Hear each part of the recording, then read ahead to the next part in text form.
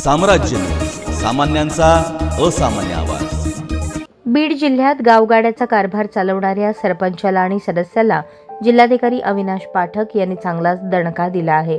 आतापर्यंत जिल्हाधिकारी पाठक यांनी 24 सरपंच आणि 820 सदस्यांचे सदस्यत्व रद्द केल्याची माहिती पुढे आली आहे।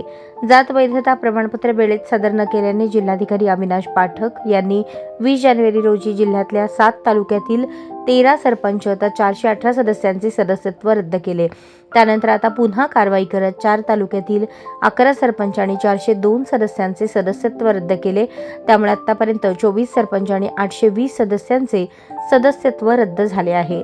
पुढे आलेल्या माहितीनुसार 2020 ते 25 या कालावधीत झालेल्या सरपंच आणि ग्रामपंचायत सदस्यांनी त्यांचे जात वैधता प्रमाणपत्र विहित मुदतीत सादर केलेले नाहीत। अनुसूचित जाती अनुसूचित जमाती प्रवर्गासाठीच्या राखीव असलेल्या जागांवर निवडणूक लढवणाऱ्या व्यक्तीस जातीचे प्रमाणपत्र आणि वैधता प्रमाणपत्र निवडून आलेल्या दिनांकापासून 12 महिन्यांच्या कालावधीत सादर करणे आवश्यक आहे।